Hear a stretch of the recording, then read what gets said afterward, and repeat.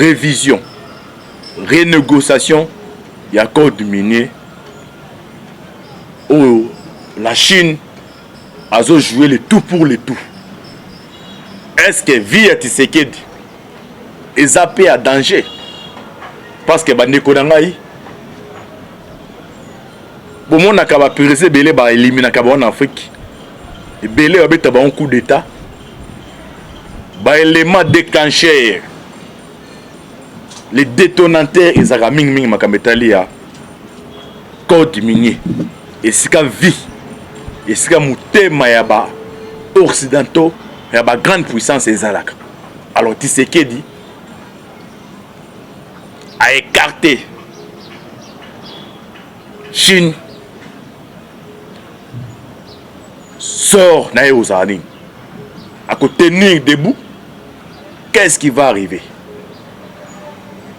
Rwanda après position à Tshisekedi position RDC, Chine a eu des sons pour la RDC et puis sort bitumbo ndenge zalaka parce que la Chine a koluka frapper RDC, a luka bunisa RDC, a luka attaquer Tshisekedi, a yé pour moi que nous avons attaqué RDC, a attaqué indirectement les États-Unis d'Amérique. Alors les Américains sont obligés à protéger. Donc on protège sous forme de les États-Unis. Attends, on ne va protéger les États-Unis 100%, mais même à 80%, ils sont obligés à protéger. Parce que à fait RDC dans la coopération bilatérale et qu'on permet de émerger. Il y a un projet ces asiko et angwana. Alors na kati bitumbo c'est pas ça awa makameta la démocratie ezalakate. Ah dans on a peine interpeller bato à la muka. Pas na kati bitumbo oyo ah bon bon la ba mandaté. Bon que non 5 à 10 ans non. Si ça jamais mutwana ba osbetane abeti 10 ans. C'est au 5 à l'intérêt na bango na plan na bango za tout protéger même quand on ba accélérer bino bo comprendre ngote. Au moins n'a pas de glissement kabila ba sala yango. Ah non, ça nous la réalité politique. Dengue c'est pas ça. Et c'est que tout mais ça sur awa yangwana. Bonjour, bonsoir na bandino sur la voix céleste.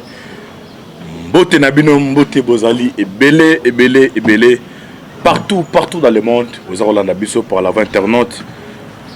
Dans les États-Unis, dans les Europe, si ou si Mbanja, ma fat na Suède, vous en Asie, Océanie, en Afrique, sans oublier en République démocratique du Congo. C'est toujours votre MD serviteur Moïse Mankanchiba et Miso Bodingaka. Tolo bate, automisa na la décryptage ya actualité politique. Boy batozali wapi, tozo kende wapi, tokosuka wapi. Merci Marengo John Moboki Benoya c'est ma caméra. Équipe à la voix, c'est équipe à la voix, c'est de Alvi B les séries naturelles, ma monteur. Sans oublier Cécile Mboko, la future maman de Mansera, Topesi Minoto Mote Sika Bozali. Léo Tolo Bela Makameta Lia. Révision, renégociation, il y a accord minier où la Chine a joué le tout pour le tout. Est-ce que via Tshisekedi est zappé à danger? Parce que bandeko nangai bon na kaba périssé belé ba éliminer kaba en Afrique. Belé obeta ba un coup d'état. Ba élément déclencheur. Les détonateurs ils a ming makambetali ya code minier. Et sika vie. Et sika mutema ya ba occidentaux ya ba grande puissance ezalaka. Alors Tshisekedi a écarté Chine sort naé aux années à tenir debout. Qu'est-ce qui va arriver? Rwanda après position à Tshisekedi position RDC, Chine a eu des sons pour la RDC. Na bisa bino a ne misuka otoranda awa toujours na tolo baté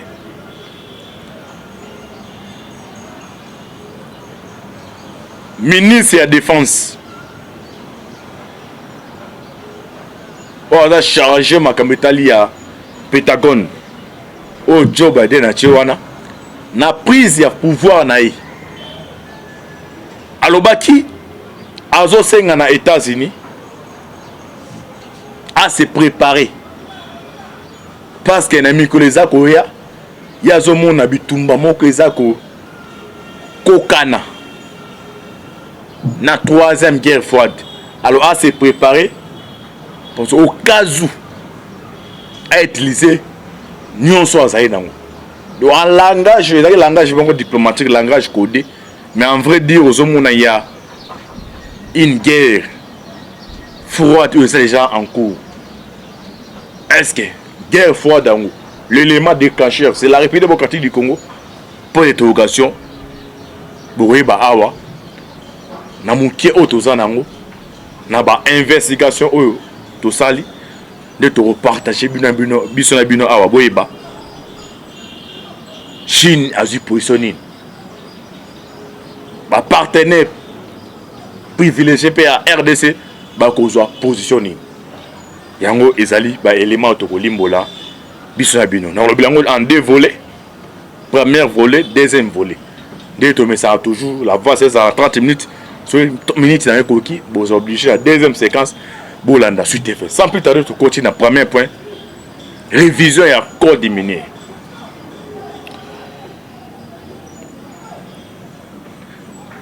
Kabila a un projet à 5 chantiers. Tout le monde a na télé 50. Tout le monde a na ba acteur ya Kinshasa. Ba tchaka ba panneau ou ba rotonga banzela. Ou ba rotonga ba immeuble. Mbongo ezali financé par la Chine. Mbongo ba financaka ezali combien, ezali plus de 6 milliards de dollars. Na répété bien bandeko, plus de 6 milliards. À contrepartie Chine na kozwanine a récupéré gisement minier pardon. Et si la tout est banda rotonga. Et ça les a na est. Et ça les a wapi. Oyo tout est banda romona. Et ça la profitable na yi. Et ça ba contrat oyo régime ya Kabila Joseph Basinyaki na ba chinois. Kabila a eu deuxième mandat. Avant son deuxième mandat, en 2009, en juin 2009,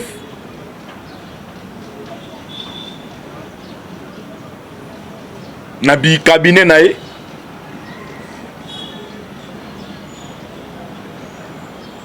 à ça, ça séminaire,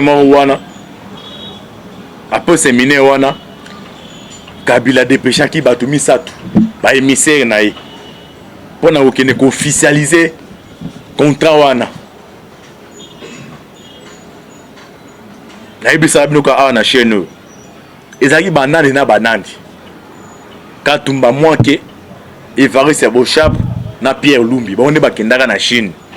Pour na makametali ya contrat o ya 5 chantiers. Otis ko mbongo l'État congolais tika na ba dette mo intérieur. Pour na pesa na ba chinois. Mais mbongo oyo Chine na pesaka na papier ezali mais na ba réalisation boy et le remonte monani. Alors délégation misato ba komi na Chine.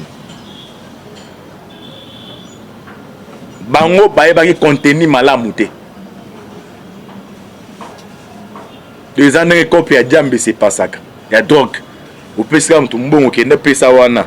Mtu ana ebatea osala mini yo ya ebiga non ba pesa ngana ko pesa mbongo wana. Mais mbongo ko pesa ebite za pona nini. Doya c'est limité rien na mbongo tel kutana mtu na matongo pesa ye. Mais a komi kuna yo ko découvrir que non. Ezande loko mo ya mabe ndenge kipane kendaka. Ba komi na Chine. Ezaka président chinois Xi Jinping na ministre affaires étrangères na oya coopération. Bango babimisi document na bango RDC pa bimisi wayi. Nango wana nde sikoyo la délégation ya Kabila baye ko rendre compte que non awa nde toza parmi do te côté ka Congo na ba chinois. Mais dès le départ baye ba compter ba coopération bilatérale gagnant avec coopération mondiale entre ba chinois mais elle va comme sur les liés ba moni document au Chine a présenté on a quatre table ba tali au bon bazar ba se rendre compte que non to côté ka Congo ba musu ba hésitaki banane ba hésitaki c'était Katumba moi qui est Pierre Lumbi. Les a toujours ces nyonso ce boza 100 nous on a pas trahi mais mon condé mut pardonner on a pas trahi ba oboya mon comme ta trahi saka ben nous on a pas trahi mon ko boy bo chef nem ta même rapport que non Katumba moi que bazo nga beta tsenene kabila coup d'état en compétition avec Pierre Lumbi donc va continuer beta mare belé yebi kabla ninga fonctionnaire be suite fait à Batouana. Alors, qu'est-ce que tu continues à vivre il y a contraire à nous?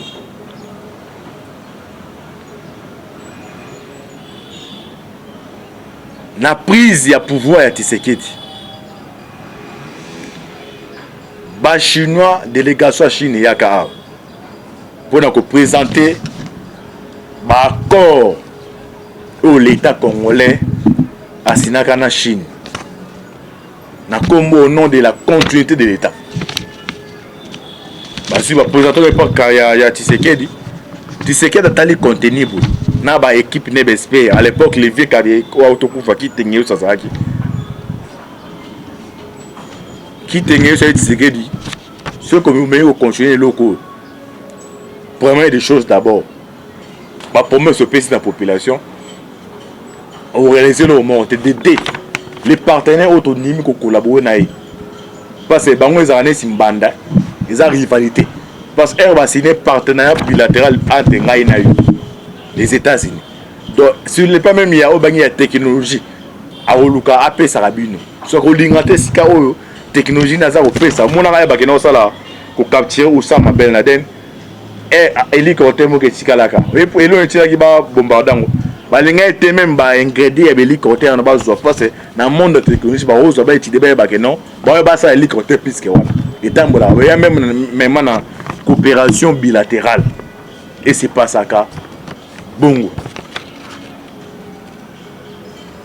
qui tenait sur petit c'est que non document au ya Chine ceux qui continuent nango au sein là monter faux boya Tshisekedi a se posé qui farouchement catégoriquement na eloka ba chinois o ba chinois baza ko obligé ya kozonga pas Kabila pour na ko plaider kawana les bazonga pas Kabila ngunga wana ils ont dit ba 2 semaines ba 3 semaines Tshisekedi a ce pouvoir na assemblée provinciale non ben les c'est les maraté mais Kabila comme azaki malende ngazali dans ces cas-là, comme tous dans la coalition, on a la majorité, pour continuer à faire des choses. Mais on a une stratégie dans la salle.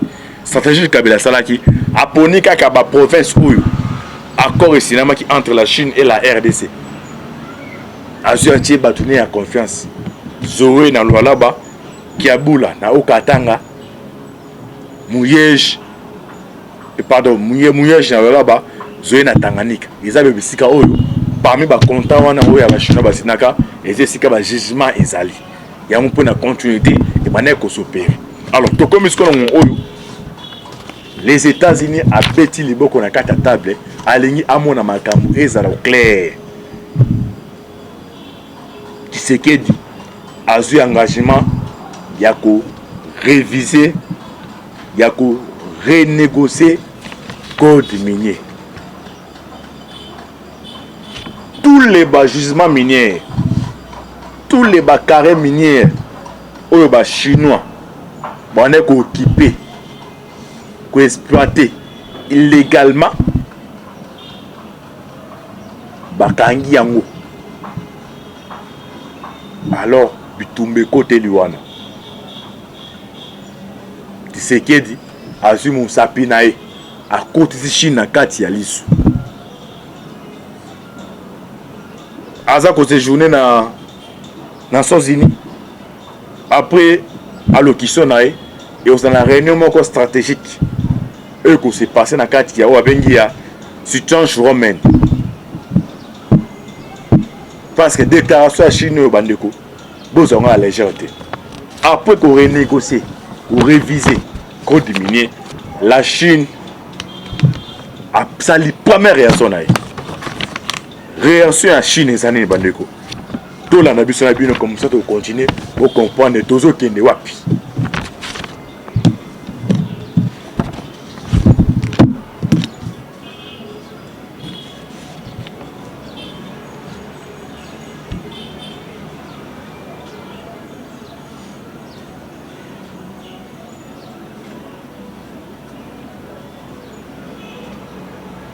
Ok. Bandeko. Bozola la position de la Chine. Après révision encore diminué. Pour comprendre que non.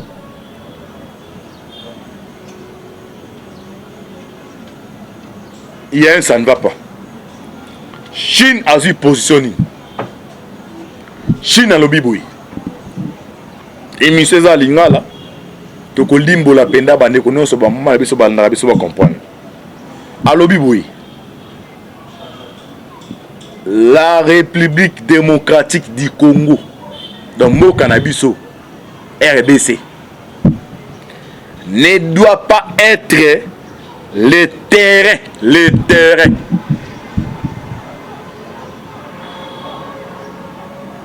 Bandeko Baza, historien, Première Guerre mondiale, vous avez 8 pays où il y a déclenché Kabitumba. La guerre mondiale, c'est Amibi. Aho bandaza yemoko akomi balé akomi satucha akomi 4 de guerre mondiale ezalaka. Et banda d'abord ranking de rando entre les deux états. Guerre mondiale banatemo entre les états non. Et banda raboti komi ko panja na tiozi monde ate. Asoki la Chine c'est la grande puissance. Asa ko tenir ba propos aboué. C'est que les Cambozali n'a répété Bandeko Bolanda. La République démocratique du Congo ne doit pas être le terrain de combat.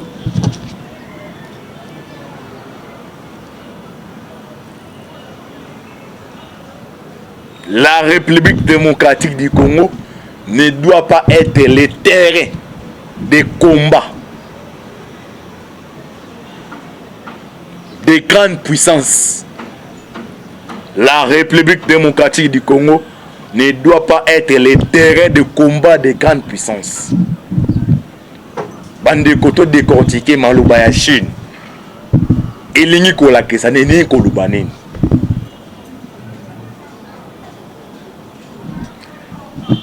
Ba chinois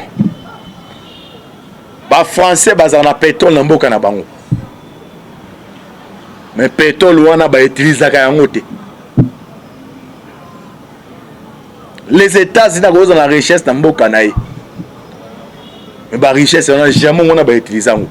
Bazwa o Liban o ba africain. Ils ont une provision biso tout ça ba sac ya loso. Nanda kuna za sac ya loso, yo pa sac ya loso. Mais où est-ce na l'air en na l'air na c'est ande oyo. Do par mois il vit marakaka de wa basalaka. Alors awa Chine obi que non. RDC est à terrain à combattre.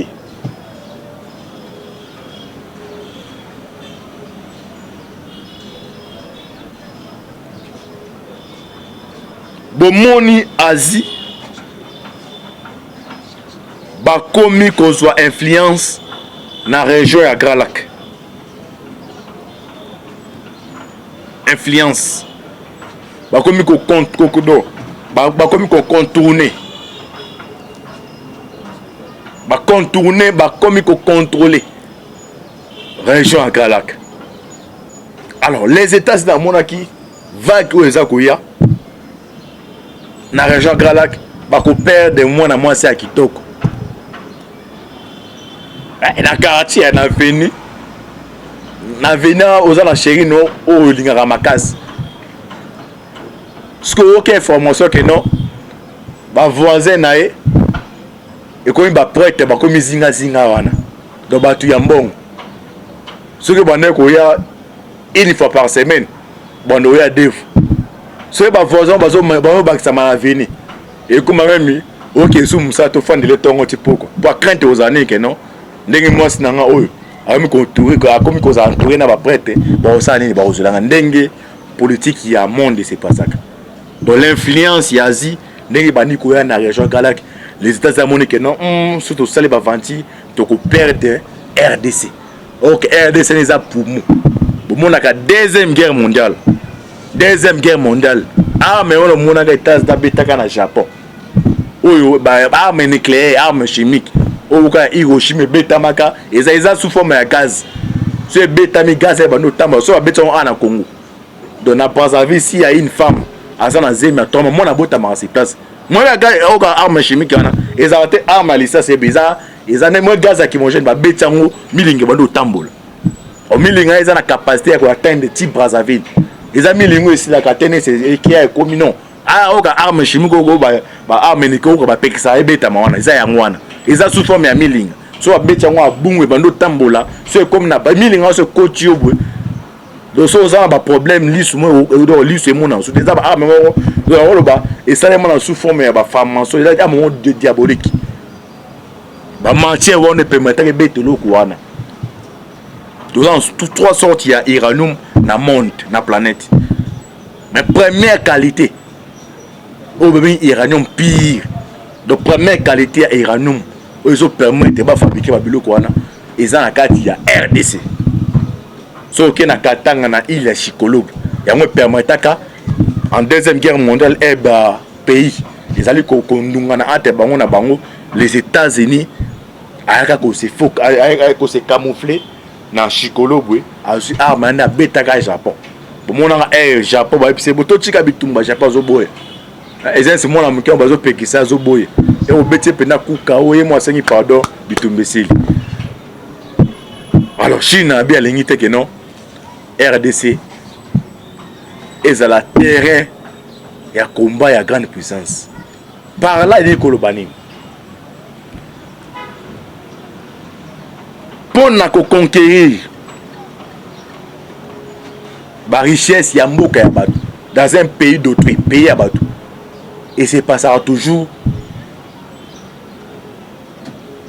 na volé mi balé il y a liboso il faut poser l'influence sur les plans politiques so moni na niveau ya planète ya Africa Chine a grande puissance autour na mendeni ba français boto landat de non ça l'émission coup d'été raté dans Soudan donc il y a un plan donc on a répété dans la région Galagda des présidents baza là ils a problème ba séjour tu sais que bon traitant na situation romain donc na relation internationale RI donc ce que lingi au conquérir pays à bateau au contrôler la richesse de bango et ça a qu'un à dévoler premier volet politique ce que les gens ba bloc asiatique ya ngwana faut pas le caper parti politique de moi on a bango aux en katamboka on a besoin de financer ba rivaliser na ba occidental ba impérialiste il faut que les gens ba chinois ya ngwana mais ce que bazar choité il faut qu'il alors on a quatre réseaux en asiatique ba ju des gens opposants moko peut-être ce monsieur si na autant comme na na prise ya pouvoir tseki d'abord que bazar pour déstabiliser d'abord ju des gens opposants dans la Chine nga comment ko se rivaliser ko ça la rivalité na ba américain sous forme même pas politique et comment il y aura des partis politiques oyo ba asiatique ba no soutenir bango après ba qu'est-ce qu'on a volé militaire est-ce qu'il bitumé aux arabons mais est-ce que moi passe décret déjà bloc ya ba mindele ba saler la politique Afrique et ça moi passe deuxième volet militaire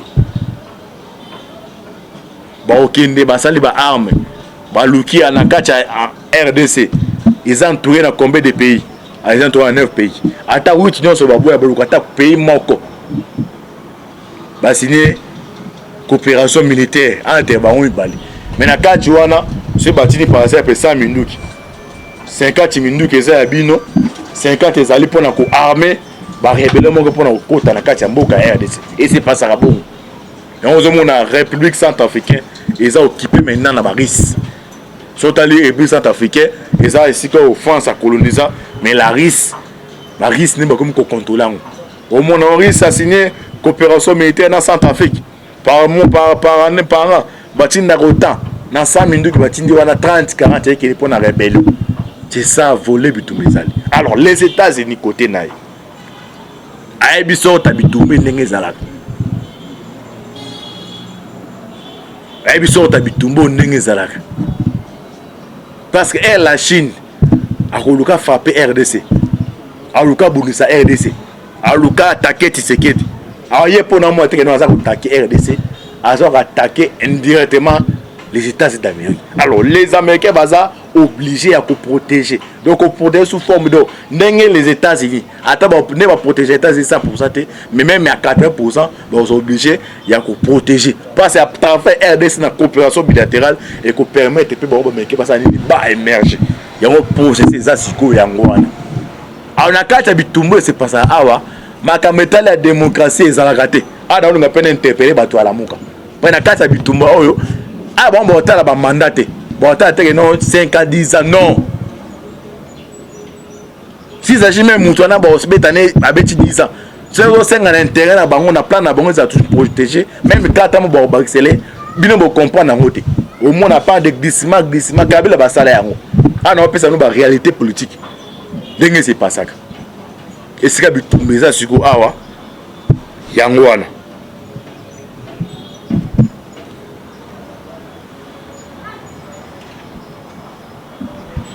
Alors, donc qu'est-ce qu'on a? Dossier à 5 châtiers, bambong et demande de bambong et demande combien? Bandeko, bamisubo kanga matoi aw. Ou quand ndenge Chine na détaillé na Tshisekedi. Tu peux ça bien autant. Tu peux ça bien autant. En limite que non 5 ans Tshisekedi oyo. Kabila aussi sangwa. Même mazo luba. Bola na ba révélation hein. Il y a 5 chantiers, bola na ba monta bandeko.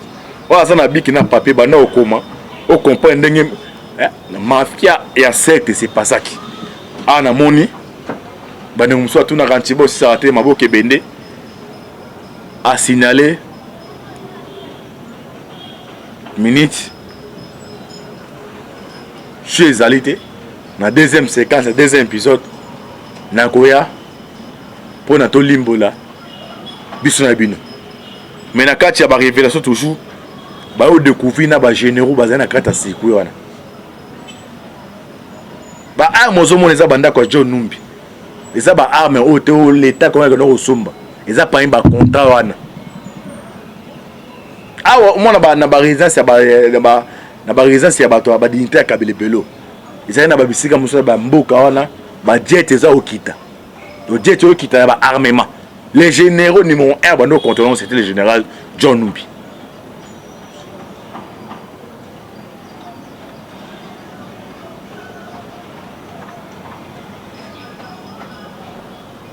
Et puis concernant on sait Tshisekedi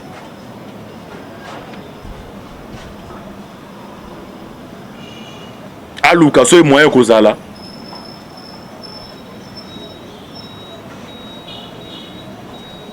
a créé commission parallèle parce que kenis na mamitali ba na ba cabinet na ministre ya ba warrior belé ya ba ministre ba c'est surtout à IDPS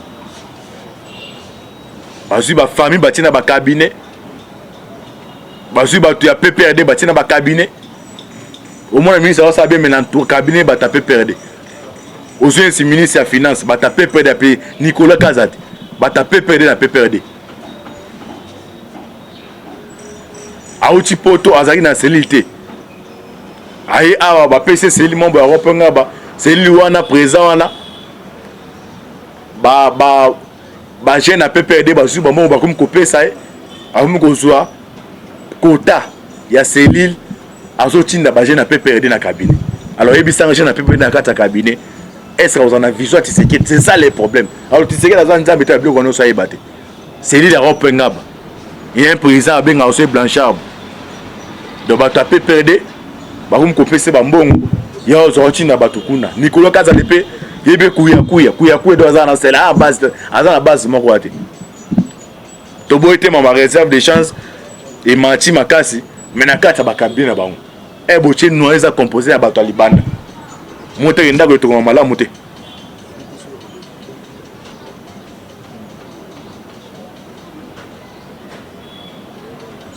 Monsieur Tshisekedi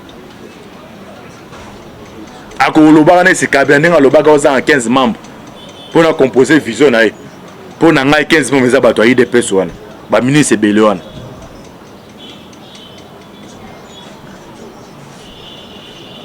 misu bayeba surtout keli pouvoir ata na tonga immeuble après okota na vision ya Fati ya ozo permettre te na Tshisekedi a concrétiser pendant vision na ye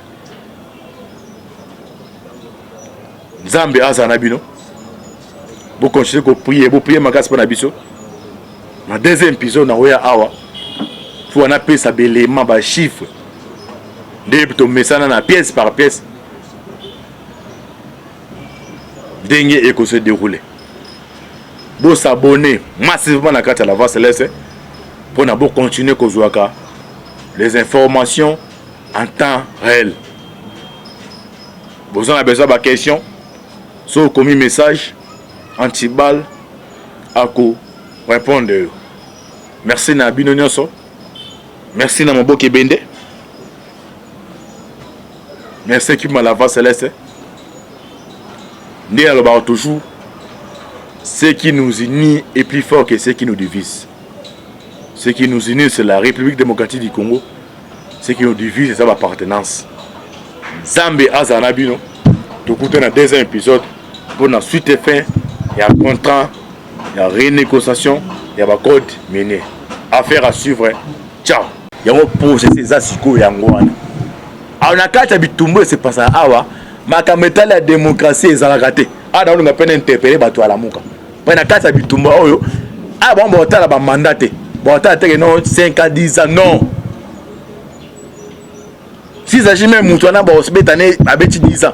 Si on a un intérêt, on a plan, on a tout protégé. Même quand on a accéléré, on va comprendre. Au moins, on n'a pas de glissement, Kabila va salaire. Ah non, ça nous la réalité politique. Dengue c'est pas ça. Et c'est que tout mais ça sur awa yangwana.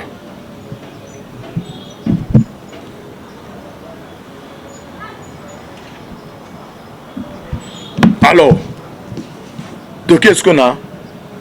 Dossier à 5 châtiers, bambong et bimande ngini. Bambong et bimande combien? Bandeko bamisubo kanga matoi awa. Ou quand ndenge Chine na détaillé na Tshisekedi. Tu peux ça bien autant. Tu peux ça bien autant. En limite que non 5 ans Tshisekedi oyo Kabila aussi sangwa. Même mazo luba. Bola na ba révélation hein. Il y a 5 chantiers bola na ba monta bandiko. Ola ça na biki na papier bana au comment. Au comprendre ndenge mafia et secte c'est pas ça qui. Ah na moni. Bana mso tu na rantibo si ça raté Maboke Bende. A signalé minute chez Zalité na deuxième séquence, deuxième épisode na koya pour na to limbola biso na bino mais na kati ya ba révélation toujours ba o découvrir na ba généraux bazana na kata siku wana ba armes zo moneza banda kwa John Numbi eza ba armes o te o l'état comme que no somba eza pas un contrat wana awa mona ba na ba résidence ya ba na ba résidence ya bato ba dignité ya Kabila Bello eza na ba bisika muso ba mboka wana ba jet eza okita le jet okita ba armement les généraux numéro 1 ba no contrôlant c'était le général John Numbi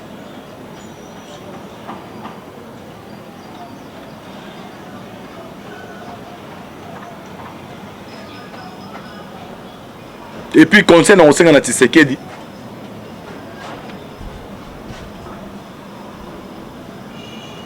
aluka so moyen kozala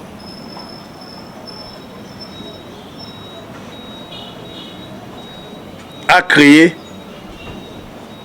commission parallèle parce que Kenis na mamitali ba na ba cabinet na ministre ya ba warrior belé ba ministre ba c'est surtout à IDPS bazui ba famille batina ba cabinet bazui ba tu ya PPRD batina ba cabinet au moins le ministre va savoir maintenant tout cabinet ba ta PPRD aujourd'hui c'est ministre ya finance ba ta PPRD Nicolas Kazat ba ta PPRD na PPRD auti poto azaki na cellule aye awa ba PC cellule membre Europe ngaba cellule wana présent wana ba jeune na PPRD bazu ba mo ba comme kopesa amu kozwa quota ya cellule azotinda ba jeune na PPRD na cabinet alors ebisa jeune na PPRD na kata cabinet est-ce que vous en avez vision c'est ça les problèmes alors tu sais que la zone nzambe ta bien kono so yebate cellule Europe ngaba il y a un président abenga aussi Blanchard donc ba ta PPRD ba comme kopesa ba mbongo ya ozotinda batukuna Nicolas Kazat pe yebe kuya do azana c'est la base azana base moko ate to boite ma réserve de chance et mati makasi mais na kata ba kabine bango e boche no eza composé ya bato libanda moto yenda ko to mala moté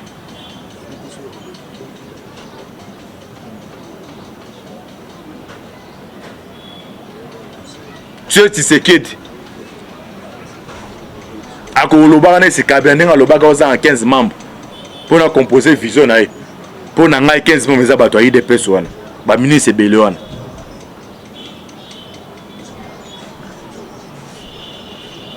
Monsieur ba surtout que les pouvoir ata na tonga immeuble après au côté la vision à fati et on nous permettre tena Tshisekedi à concrétiser pendant vision na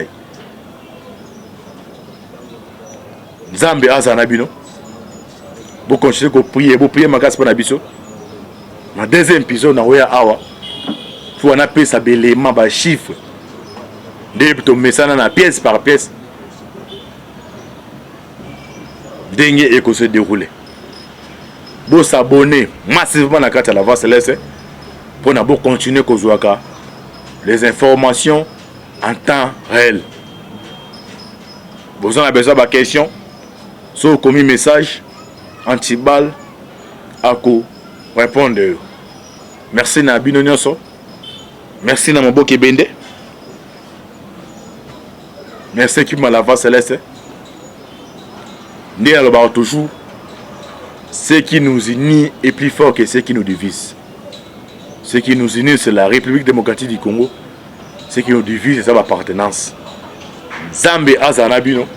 Tout dans le deuxième épisode pour la suite et fin. Il y a un contrat, il y a renégociation, il y a un code mené. Affaire à suivre. Ciao.